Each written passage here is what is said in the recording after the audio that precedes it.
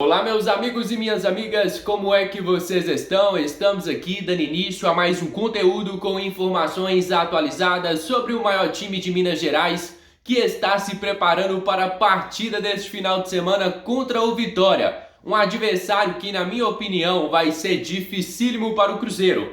Estamos falando do atual campeão baiano, um time que desbancou o Bahia, que fez grandes contratações na temporada de 2024. Uma equipe que bateu de frente recentemente com o Palmeiras no Campeonato Brasileiro. Então temos que ter todo o respeito do mundo com o Vitória. E sabemos que também é uma equipe de qualidade, uma equipe que vai dar trabalho para o Cruzeiro. E também outra, né? A equipe do Cruzeiro também não esbanja tanta qualidade assim para a gente ficar tão confiante na vitória. A gente vai falar sobre isso e muito mais no conteúdo de hoje, já colocando na tela para vocês as palavras do Hugão durante o programa Alterosa Esporte desta sexta-feira, onde ele fala sobre o time do Cruzeiro, onde ele fala sobre a saída do Pedro Martins, o Paulo André assumindo, a direção de futebol do Cruzeiro e muito mais. Antes de colocarmos aqui na tela para vocês as principais falas do Hugão, eu gostaria, família, de pedir a vocês que deixem aqui o seu gostei, que se inscrevam no nosso canal, porque sua participação é de extrema importância para o nosso crescimento.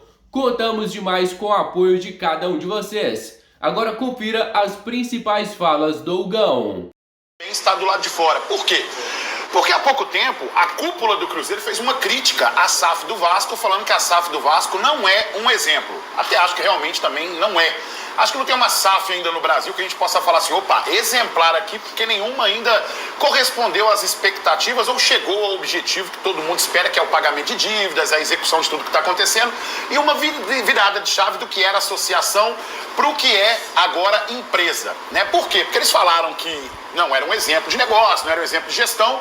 E para onde Pedro Martins está indo, Bebel? Para o Vasco, em que ele também fez parte desses que criticaram, né? Para você ver como é que são as coisas nesse sentido. E o Paulo André assume como agora diretor de futebol interino. E aí já é uma outra irresponsabilidade. Primeiro que eu não concordo com a figura do Paulo André dentro do clube. Eu não concordo com a figura dele. Fez poucas e boas no Valladolid, também ninguém sabe qual é de fato o que ele faz, sabe qual é o cargo, não sabe o que de fato ele faz no Cruzeiro. E o Cruzeiro simplesmente se abstém de procurar no mercado um diretor de futebol que vai ser a equivalência. Aí fica aquela pergunta, você quer um profissional competente ou você quer alguém que vai apenas cumprir ordens e fazer aquilo que ele acha que é o correto, mas são erros atrás de erros que essa diretoria comete. Mas continua sendo O Cruzeiro tem afastado o torcedor. Porque eu entendo quando você fala sobre processo administrativo, sobre condição de você recuperar um clube financeiramente, a sua saúde financeira. Mas não quer dizer que você tenha que sugar o seu torcedor. Não existe absolutamente nada plausível que colabore com o cara ser sócio-torcedor. Eu sou sócio-torcedor, os meus filhos são sócio-torcedores. E o camarada que é o torcedor comum. Não existe nenhum benefício plausível em termos de valores para que haja, de repente, um incentivo do torcedor ir para o estádio. Hoje, ir para o estádio é muito caro.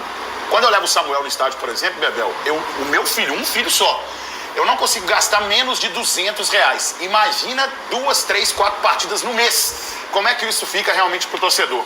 Então, acho que a diretoria do Cruzeiro tinha que pensar um pouco mais no valor desses ingressos e pensar no torcedor nesse sentido. Mas levar a torcida no Brasileiro nunca foi tradição do Cruzeiro, né?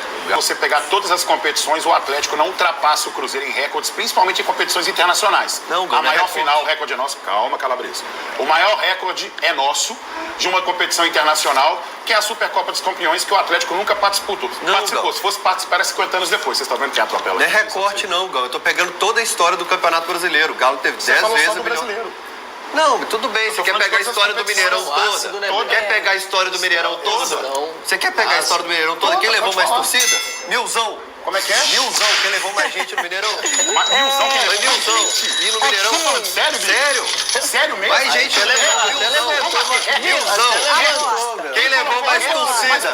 Quem levou mais torcida? Plausíveis. Ele fica fazendo isso, falando mais de torcida. Deixa você falar, depois eu falo. Vai. Não, pode ir. Então tá, ele fica falando de recordes. Pedrinho. Ele fica falando de recorde, senão o pessoal fala que eu fico interrompendo ele, entendeu? Só que ele costuma falar geralmente por cima. O que acontece?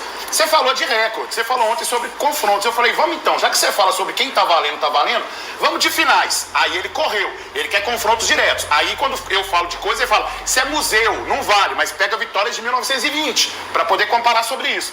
Quando eu falo sobre recordes, vamos pegar os recordes principais do Mineirão, quem tem os maiores recordes. Aí ele pega o recorte da história e fica falando de bater milzão. Se você quiser bater milzão sobre finais diretas e milzão sobre aquilo que realmente vale como recorde no Mineirão, aí nós estamos juntos. Agora pegar só recorte. Sem recorte. As expectativas da torcida do Cruzeiro. Rafael Cabral teve uma passagem por aqui em 2022 que ficou marcada realmente pelo acesso. Seremos sempre gratos àquele time de 2022 por ter tirado o Cruzeiro daquele lamaçal desgramado que estava lá. Mas realmente, depois que saiu de lá, o Rafael Cabral passou por alguma fase meio estranha. Por mais que em 2023 ele tenha feito parte de um elenco em que foi um time que tomou poucos gols, mas os gols que tomou ficou realmente marcado. Então realmente fica meio complicado. Então que o Gabriel Grando possa fazer aí uma boa estreia no Cruzeiro, a gente espera e tem expectativa que ele já jogue no domingo, né? Mas vamos que vamos. Ter fé, esperança que tudo vai dar certo. A gente também tá no mesmo jeito, no mesmo jeito. Gratidão ao Cabral e expectativa da estreia do Grando já no final de semana, né? Exatamente. Que ele tenha momentos maravilhosos como os do Cabral, né? Nossa. Defesas incríveis, gosto. Falhas memoráveis. Eu e por aí gosto vai. do recibo passado, do atleticano e do americano, porque Minas Gerais todo mundo sabe que é azul.